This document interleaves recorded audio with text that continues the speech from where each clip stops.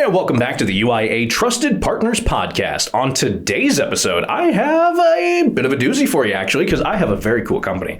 I have Doe & Co. And not only do I have Doe & Co. on the show, I have the one and only Tim Snyder, the owner of Doe & Co., and Abby Schneider, operations manager of Doe & Co. Edible Cookie Dough. Guys, how are you today? We're doing great. Wonderful day. It's a beautiful day. You know, it was a little cold this week, but today's kind of nice and mellow. I'm appreciative of it, that's for sure. I'm drinking some iced coffee. Yeah. It's a good day. It's a good day. I'm a big summertime guy, so when we hit this time of the year, I'm always kind of in the, I've got like 4 coats on. But first off, thanks for making some time, coming on out to the show. We're very, very happy to get you on. It's been a little in the making. Yes. You guys have had a really busy start to the business here. We'll get into all that here in just a moment, Bo. Before we do, I want to know for the listeners at home, what is Doe & Co. and how long have you been in business? Yeah, Doe & Co. is an edible cookie dough company that me and my dad started 6 months ago. We started up in May, and we do pop-ups and catering, and we sell out of a bakery, and we're just kind of all over Omaha and the Omaha Metro. You guys really are all over Omaha. Yes. So on Facebook, I follow the Let's Talk La Vista page, and you guys are all over that, and I see a bunch of different outings you guys go to, which is awesome, and I love that you guys are getting the name out there. Now, where did the idea come from? I'd love to know about this. Where did the idea come from for just having edible cookie dough, and what was the game plan going into it? Because obviously that's not the traditional route of bakery methods. No, it's not. Right.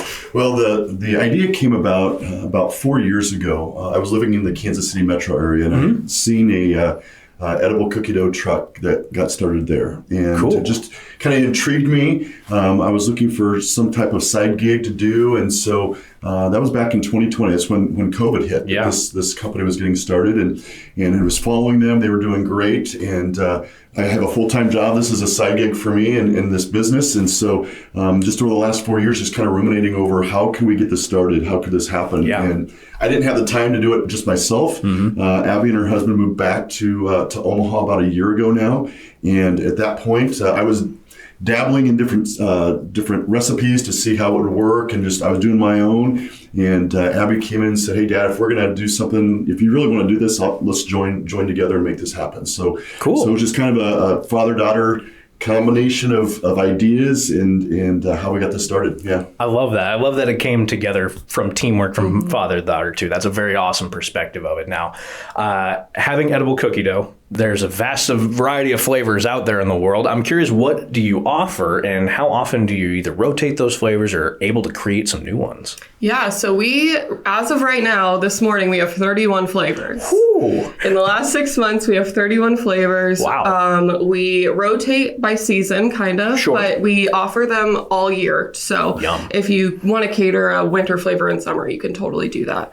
But yeah, we offer a wide variety of like sweet and like citrus, salty, rich. Like it really it's a whole gambit of flavors. I do love that. So 31 at this point in time, you're hearing this recording.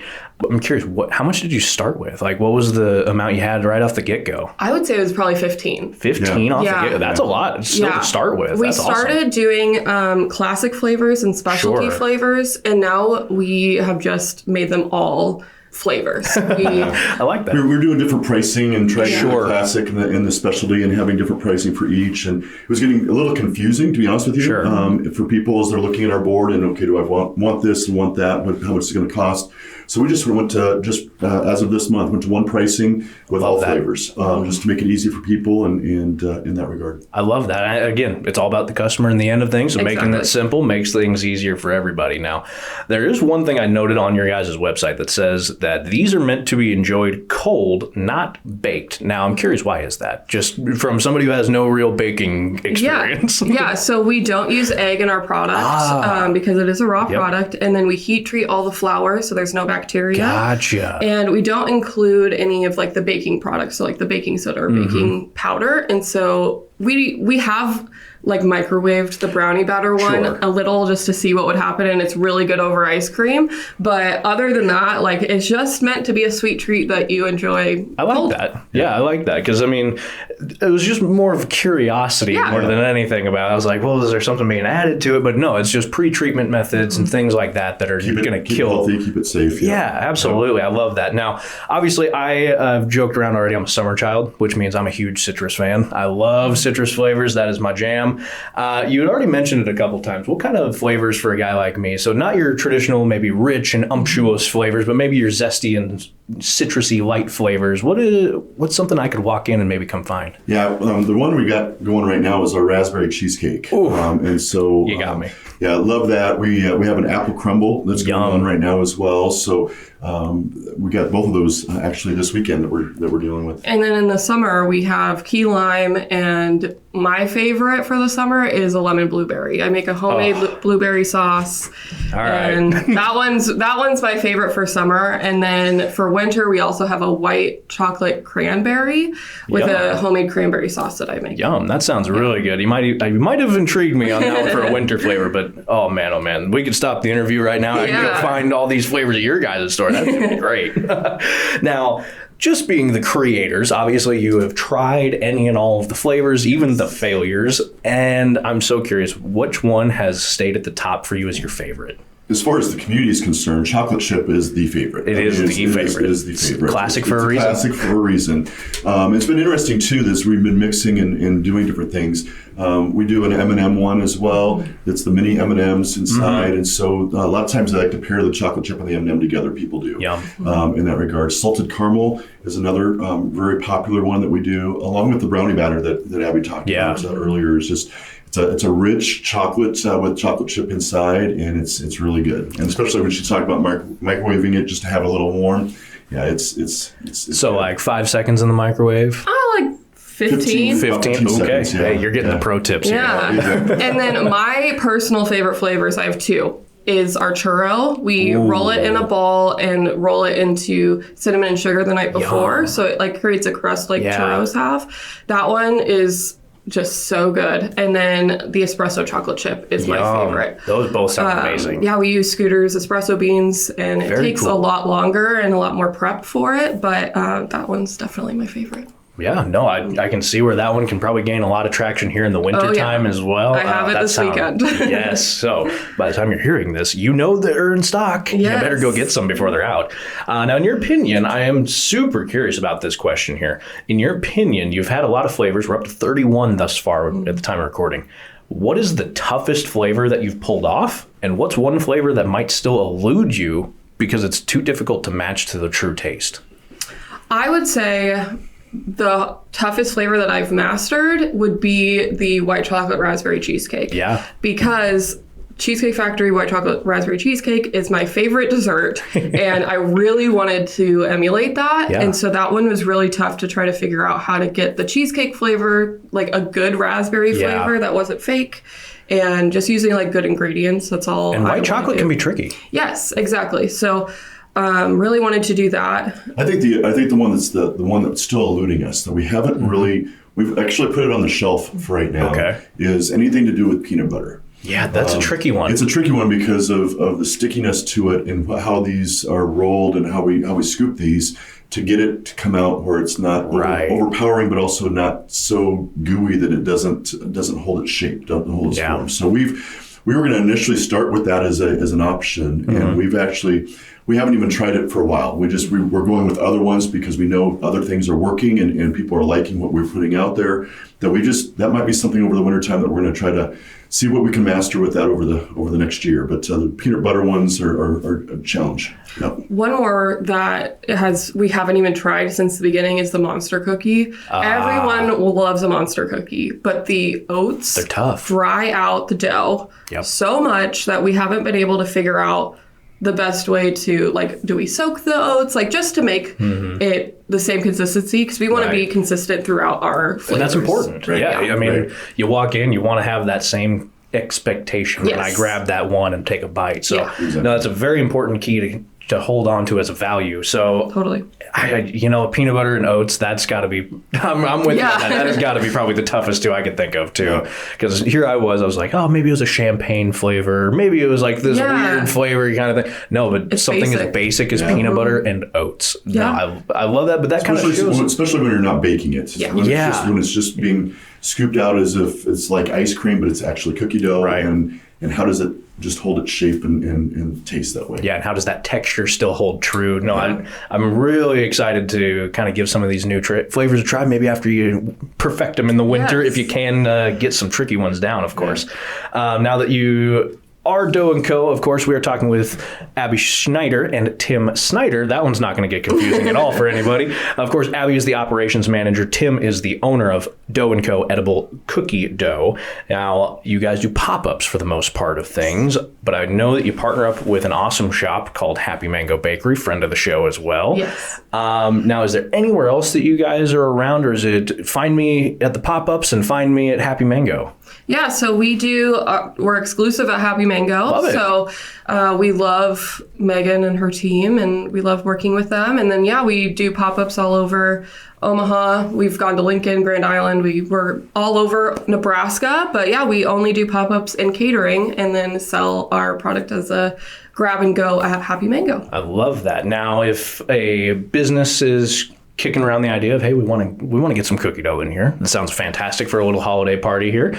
What's the best way to reach out to you, and how's the best process to set one of those up? Like, how much time does somebody need to give you? Yeah, so we just do Facebook, Instagram, and email. Yep. As of right now, we are still super small, so reaching out on Facebook, Instagram, or through our email, doughandco.ne is our socials. And then as of timing, I just need a week to be able to prepare. That's easy. The dough, and we don't have a minimum on what orders you need. Perfect. That was actually a follow-up question, because sometimes you run into catering, you've got to hit X amount before we even move. Yeah, so our dough is in quantities of 20, our batches. So each flavor, you have to order at least 20. Makes sense. Or if you want the flavors that we just have that week, we can kind of figure out a way to make it work. And we do sample boxes. So like at Happy Mango, what we have there is we have either pints of a certain kind, like a chocolate chip in a pint, or we'll have sample boxes of a variety of flavors going on right now, either in boxes of 6 or boxes of 12. So they can pick those up there, or again, they can custom order as well if they're saying, hey, we're looking for these. If we've got those flavors in particular, otherwise it has to be in the quantity of 20 for us to make the batches that way. Gotcha. Do you guys do any like custom orders if somebody reaches out to you and says, hey, we want to get a whole thing of this? Absolutely. How does that process work if it's not true catering to where you bring them out? If I was just going to come by and grab them from you, do you meet them over at Happy Mango? How does that process work? We can either deliver. You can order any of our flavors in pints. Love it. Like you can order a pint and we can deliver it to you for a fee, or you can pick it up at Happy Mango for free. I love that. Well, that makes life easy for the listeners as well. Absolutely. So they know exactly where to go and how to get involved with this. As far as the catering is concerned, we have done everything from graduations to weddings to church events to school events from a catering standpoint as well. Employee appreciation. I'm going to be at Bergen Mercy this afternoon. Oh, cool! For an employee appreciation catering. Yeah. Very, very cool. We do school pop-ups for back to school events. We did a couple Halloween events this last month and so forth. So opportunities just to go and spend some time there and depending on the event and what's going on, we may have a minimum of what we for us to be there for. But most of the time, the sales are good enough that meets the minimum. That's awesome. Much challenge. If you have enough people that are showing up, there's enough product. People are looking for that and interested in that. They'll meet the minimum. And it's funny, I've mentioned that you guys were coming on the show all week to people around the office, people that I've networked with on a daily basis.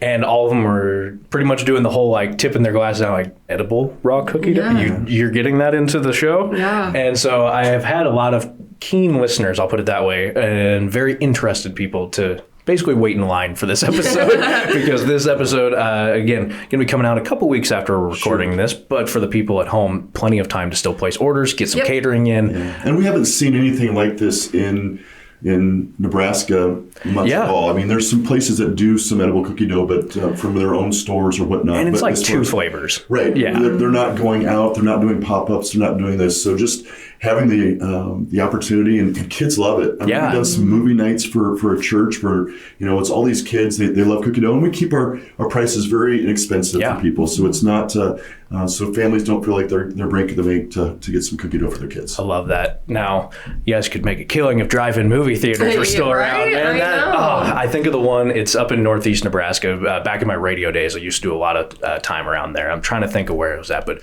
it was one of the few last remaining drive-in movie theaters.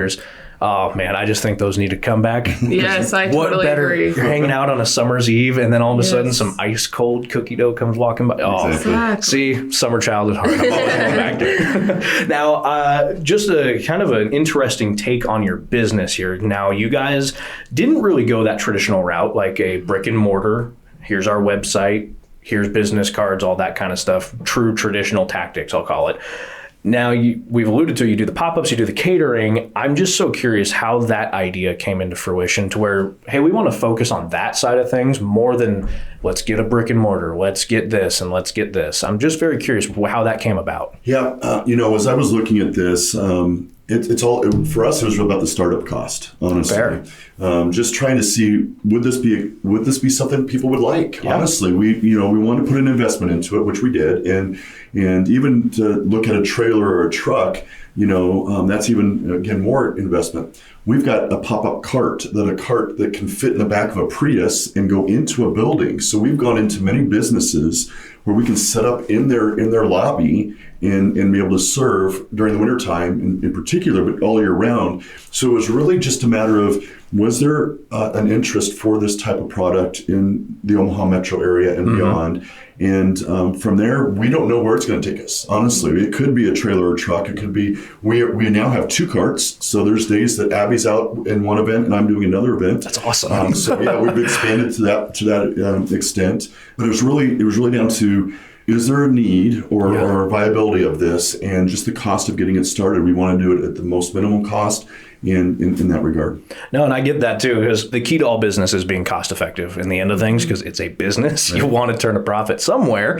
Right. So no, that makes a lot of sense in that thought process that goes into it. I'm glad you guys have expanded to 2 little pop-ups. I am so curious where you guys are headed, because again, only 6 months into this? Yeah. May 1st is when we... Yeah, and you guys are killing it. I love it. So congratulations on the success thus far. Thanks. And wish you all the best moving forward on this as well, because it is a really unique idea, and there is not a lot of any sort of relevance to this in Nebraska. So yeah, and with the whole brick and mortar, we wanted to keep it small, just us for now. And with Dad having a full-time job and me having a couple other jobs that I do here and there, we just wanted to make it so we weren't spending all of our time at one location. Well, and the fun part was, initially, as I was thinking about doing this as a side gig, it was just going to be a Friday, Saturday opportunity, because I have Fridays and Saturdays off. Nice. It's exploded from there. So wishful thinking. Right? Exactly. My wife and daughter, laugh at me when we talk about that. When we first started, it was just going to be, hey, I was just going to do it on the side, Fridays and Saturdays, and we're doing it throughout the week, during the days and the evenings, whatever people are needing, and that's where Abby fits in, and then I help out when I'm available to do so. I love that. I love that it's still a father-daughter collaborative effort, even as it's picked up and it's gotten busier.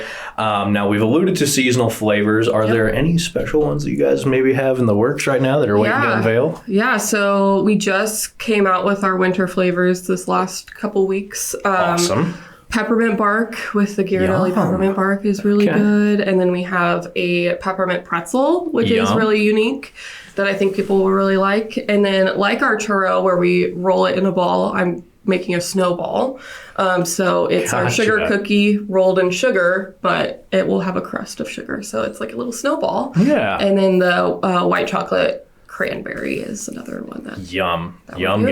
Now, of course, they can find all these updated flavors and all that sort of things on your guys' social media. Yes. Again, it was Facebook, Instagram, and our email. Your email. That's right. Now, of course, we've talked about catering, talked a little bit about good ways to reach out to you. Is Facebook the best route, or is email the best route? I would say Facebook's the best route. Okay.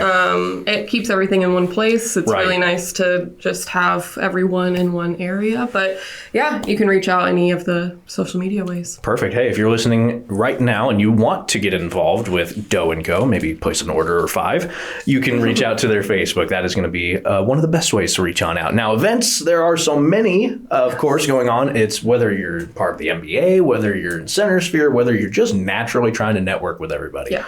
There's so many upcoming events, especially with the wintertime. Yep. Any that you'd like to share, come up promoting? Again, we're about a couple weeks out, so maybe the 18th by the time the people are hearing this. Spoilers, we're recording this ahead of time. We are going to be at the Omaha Winter Markets for every single one of their events this year. It's at Nebraska Brewing Company in La Vista, and we are really excited to be a part of this market. Everyone I've talked to says that it's the best market that they do all year. So there's about 40 vendors at this market. Wow. And it's all indoors. So that's a really unique thing for a market, because normally farmers markets are all outside, but we're bringing it inside for the Omaha Winter Markets. Very cool. Now, when does that all kind of kick off? So it starts this weekend, which I think is the 10th. Should be the 10th. The 10th. Well, today's the 8th, 9th, and 10th. Yeah. Yes. So it starts this weekend, and it's every other Sunday. Okay, so, good to know. Yeah. So get on the 24th would be the next one. Yep, the 24th of November. So you're just in time when you're listening to this. Stop on out, see Dough & Co., buy some delicious dough, because I've even been treated with some, and I've been eyeing it the whole time. I'm going to behave and wait until the end of the show, though. Now, I am very curious about your answer to this, because Megan had a very, very cool answer on hers. What is part of your job or industry in this that maybe feels like it goes unnoticed, or perhaps it's kind of the unsung hero behind the scenes that people just never see? Well, that's a great question. It's a tough one. It is a tough question. It is. You know, one of the reasons I wanted to do this, not only was just a side gig, but I love to meet people. Yeah. And so, I've just taken it, the best I can to, at the different events and places, is just to have a conversation. People look at our cookie dough and say, and they it's so funny because they call it ice cream. When they come up to order, they say, I'd like to have cookie dough. And I'm like, okay, which kind? They always mean chocolate chip, but they always say, I want cookie dough, So it starts a conversation. Yeah. And I think there's so much good that can happen from just having conversations with people, hearing their stories, hearing why we started this, and finding out more about them as well. So I've just had some great opportunities. I know Abby has as well, just to meet people, to try to help other people out. There's been some other pop-ups that have tried to get started over the fall, and we jumped into it and did it at least once to see, hey, would this be it? So trying to support other local businesses around and other entities that are trying to do these things. As a small business, father-daughter, we want to help support the best we can as well in that regards. Absolutely. I love that. Anything and we also have people that come to every single one of our events, which has really been fun. Gotta love the loyals. Yes. Oh, we love... Like Danny, shout out to you, because you come to every single one of our events, and I've loved to get to know her family, and just like being able to hang out and like we talk, and I know about her life now, and that's so cool. It's been super fun. And with that one in particular, and something we haven't mentioned, is that we always offer a gluten-friendly option. That's awesome. So because we're in where we make our dough, we can't say it's gluten-free because of things, but the ingredients we have are gluten-free. And we also are able to do some non-dairy free options as well. I have a couple friends that shout out to them because they're ordering pints from me because we've perfected a non-dairy product for them to have as well. So we can meet some of the dietary needs mostly on all the things that we're looking at. So I love that. Yeah, but always have a gluten-friendly option every pop-up that we go to, because it's part of our family's history. Sure. My wife and daughter are gluten intolerant, and so that's one of the things that we always make sure we have. Yeah, my brother-in-law, he's got gluten issues as well, so that's going to be a fantastic recommendation, because him and my sister have a little one, so it's a perfect little family outing. And we can always do the dairy-free or gluten-free or both in a pint. Like, we can always customize how we make our pints. And I think it's so so impactful when you have a gluten-free option or a dairy-free option that still tastes as it should. That's such a huge challenge. I'm kind of curious, was that a real kind of hang-up to kind of get that flavor down? Or was there, I should say, I shouldn't be so close-minded to it. There's a lot of good options now. Yeah. Was there an equal substitute that kind of helped balance that right? Yes. We found a flour that is great, that pretty much tastes the same. We have to mix it a lot longer, it's not much different. And on the dairy-free side, there's so many dairy-free options with milk and butters out there now that we're able to use. I've got a different nanny that we speak of that I work with, and she orders the pints of the dairy-free because she can, and gluten-free. We can do both for that together, and she gets those, and her kids want it, and she's like, nope, that's mine. That's exactly what she'll say that. So I think we've really done a really good job of trying to make that work in all of our flavors that we can do that with. I mean, hats off to you both. I mean, 6 months into it, and you've adapted 16 more flavors. You've also adapted into gluten-free and dairy-free, and you've adapted into a secondary pump. So hats off to you guys. Congratulations on the business thus far. It's fantastic. So to move on with my question, because that part of your industry, it's a very good answer to make those connections, because that's not always in people's forethought of, what's behind the scene or what goes into things. A lot of it is, you've got to talk to the people, and you've got to build that trust somewhere. Yep. And that's all we care about. Yeah. Like, that's really why we're doing it. It is. It's the fun of meeting people, and it's meeting a need that they may have, and they, it's also fun to hear people's stories when they say, well, as a kid, I always ate the cookie dough right out of the and we're like, yeah, we did too, but this we want to also make it safe. Yeah, you don't get sick this way. Exactly. and just the time and effort that we put into all the heat treating the flour and things that we have to do to make that happen takes time. It takes extra effort on our part to do it, rather than just throwing the flour in and things. So really just trying to be very conscious of that for the people that are buying our product. And I think that passion shows and shines through for Dough & Co. because, again, that 6 month span and just how much you guys have added, improved, changed, adapted, and grown, I think just speaks to A, your involvement with the community, and B, what you guys are putting into things. So I really do think it is definitely from a place of passion and care. So I think that this will speak volumes to that, and I hope that people listen to this episode, share the heck out of it, and help you guys blow up a little bit more, because you deserve it. It's a great business, and it's a great idea, and leads me to my next question, though, because as a business, there are a lot of speed bumps, just to put it lightly. So I am very curious, just from a business side of stance, what's been the most difficult part about owning this business and running this business? And what is your biggest pride point associated with it? Yeah. Just because cookie dough is a unique product, our health departments didn't know what to do with us. I didn't even think about that. Yeah. So, and there's different things going on in the state with health departments, and we want to be, we're up to code. We're doing everything we're supposed to, right? But just trying to figure out how to, who are we? We don't have a truck. We don't have a trailer. So there's only certain permits for that. We're pretty much a glorified table that we set up. It's not a push cart. We're just but it's a nice little, it's like a lemonade stand. It looks really nice, but from a health department permitting standpoint, health departments have been wonderful. I'm just going to say that all across.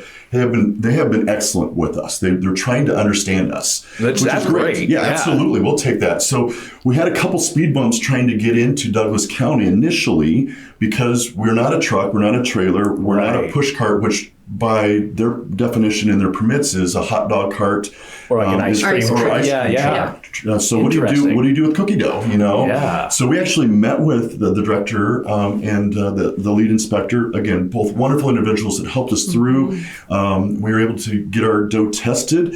We actually had it water tested, because you can get a permit that they had for things such as cotton candy and roasted peanuts if it had a certain water content. Ours met the criteria. Gotcha. So now we have a permit in Douglas County, which we didn't have the first 2 months because they didn't know what to do with us. So we were just in Sarpy County and beyond, because Douglas County has just different rules and regulations, which is fine. we now meet those regulations. So again, that speed bump awesome. was something I've learned so much about the food industry, honestly, in the last year trying to get this started. But what I would say to anybody that's looking to do something like this is don't give up. Yeah. Just have conversations, because be persistent. Be persistent. They were great down at Douglas County Health Department. We went down and had great conversation with them. They came up with ideas. We did what we needed to do. We met the criteria. We now have a permit in Douglas County and not have to worry about, not being permitted in Douglas County. So, or being able to sell in Douglas County, because that's huge. Right? Yeah. Sarpy County is great, and Cass and all the surroundings. We've done all those. But Douglas County, we're getting a lot of inquiries. Yeah. We had to cancel a few early on because it just wasn't working out. But now that we have the permit, we can go anywhere in the state of Nebraska, which is great. Which makes life pretty easy. Does. It really pretty open and inviting there. Yes. Yeah. And I know one of the things I'm kind of excited for you guys next year, just to kind of put it on your radar. So back in my radio years, there's a lot of rodeos and festivals that happen in the northeast corner and into the western half where I'm from. Great events for people that love a cold treat. Absolutely. Absolutely. And again, very inexpensive in that. And they can get 1, 2, or 3 scoops. And again, as many scoops as they want type of thing. But those types of festivals. We were 4th of July festival down in Murray, Nebraska, doing different things. So out in Grand Island for a huge festival at a church they did right before the 4th of July. Thousands of people. And so, we're open to, we can handle anything. We've got the opportunity, especially now with 2 carts, or even if we brought 2 carts to one site, we could easily handle a crowd. I love that. So, just from my point of view, I'm going to be keeping you in mind for any and all people looking for something new to kind of have as a pop-up, or something new to kind of be around. Because I get that a lot of, what's around? What's a good place to have this? Or what's a good place to cater this? Well, it depends on what you're after, of course. But if you want just a nice little grab-and-go treat, little mixer kind of deal, this would be fantastic for that. So, definitely on my radar to help pass the buck where it needs to go on this one. Speaking of mixers, we've done some pairings. As well with Midwest Mixers. Midwest Mixers is a wonderful opportunity there that we did with, and just we had another one, can't remember where, but just different wines to go with our cookie dough. So Abby kind of paired up with what they were serving, and we were able to create the doughs to go with it. So that's very good. So it's kind of fun stuff too, and you can do that even as a holiday party if you want to do wine pairing. Get some boxes from us if you're going to do something in your home and have some wine. To have some different wine pairings to go with it. I might have had a couple wine guests on the show. Oh, yeah. Holly Pendley is coming to mind, and Vino Moss is coming to mind as well. But I also just had, very recently, I had Brickway Brewery and Lucky Buck on the show. Definitely keep you in mind on that, because I know we were talking to them about the holiday, or not, I should say the 1-year anniversary of the Trusted Partners podcast coming up. And so that could be a really fun get-together for all of us. So looking forward to that. Now, last little question here before we get into my burning personal questions. Yes. I church them up to make people nervous. What is something about Dough & Co., or maybe the dessert business in general, that you would like the listeners to maybe know a little bit more about, or take away with them from this episode? I think that desserts can be whatever you want it to be. Take. So I feel like, there's people who like savory, there's people who like sweet, and I think that you can kind of make it whatever you want it to be. And our little sweet treat is what I like to call it. It's just something that's new and different for the community to try. I love that. Yeah. And so, personal questions here. We're going to wrap up the show. So if there's nothing left out there in the aether that you want people to know, we'll move forward. But there is, just feel free to stop me. Covered it all. Good. Because that is part of what I try to do, is try to get you guys to have everything and all showcased for the business, and highlight you guys with a big old bright yellow highlighter. So on to the personal questions here to wrap up our show, because I call the personal questions dessert, because that's the last thing you remember usually. Yes. So now that it's fall and winter, what is something that you guys look forward to during this time of year? Nebraska volleyball. That's a good answer. I have not had that answer yet. Nebraska volleyball. I'm a huge fan. I watch every single game. They're great. They're the best. Yeah. Yes. For me, it's just family time. We get to the holidays. Very nice. And I have our first grandbaby now this year. Congrats, guys. I have our first Christmas with her coming up soon. And just I have 2 girls, and just for my wife and I to have both families in town now is good, because Abby and her husband have traveled a lot. They love that, which is great for them. but I love having our family. Right. No, I love that. And that's always a heartfelt moment to look forward to in the year. So definitely a big fan of that. Now, Mount Rushmore, obviously we all know it's a big monument here in the United States. Yes. Well, I jokingly call us in Omaha and La Vista and surrounding areas spoiled because there's so much. And we are spoiled with so much to do, so much great things that are here. I asked people, what's your Mount Rushmore of Omaha? Well, the number one thing I love to do is the zoo. Number one answer on the show. Yes. I went to the Zoo Academy in high school. So cool. I got to go there junior and senior year of high school and do my whole finish my high school career there. So I didn't even know that was a thing you could do. Yes. That's where I met my husband. And we love the zoo. Well, hey, if you know somebody who'd love to come on a podcast, I'd love to have the zoo on the podcast. Oh, yeah. So absolutely. Hook a guy up here. We've been trying to get him to answer. Oh, yes. So definitely the zoo, and then just the amount of food that we have here is insane. Like, I've been loving all the new flagship restaurants, Clio and Memoir, and just all of those new places. Lots of tasty places. Yeah, they've been doing really well, I feel like. Yeah. I just love the old market. I just love to go down. We live in Papillion, but I love to go down there and just walk, especially this season, this time of year, get the lights and the music going on and different things on the street corners and whatnot. So I love the old market, stopping into all the different shops down there, looking at all the fun things that are down there, from the candy to the records to everything that they offer. So well, and I know the Jocelyn Museum just opened back up too after years of renovations, and I'm excited to go. They did a lot of work. I'm excited to go back there. As am I. So I know that's going to be a fun time too. I know the Artist Cooperative Gallery is over there somewhere, I believe. I know I'm overdue to go stop by there. They're also a friend of the show as well. Just had them on recently as well. Now, of course, with the Mount Rushmore aside here, what's something in Omaha you wish, or maybe La Vista, Papillion area as well, that you wish more people maybe knew about or supported more? I'll just go with just the locals. We're a good partner with Sauced downtown Papillion. Yeah, Chef, she's incredible. Her team's incredible. We do pop-ups there once a month in the back there, and so I think there's so many good opportunities of just the local businesses to support, and and the way the economy is, it's great that we have all the other large companies and box stores and everything, but I just think there's something about getting to know people and their heart.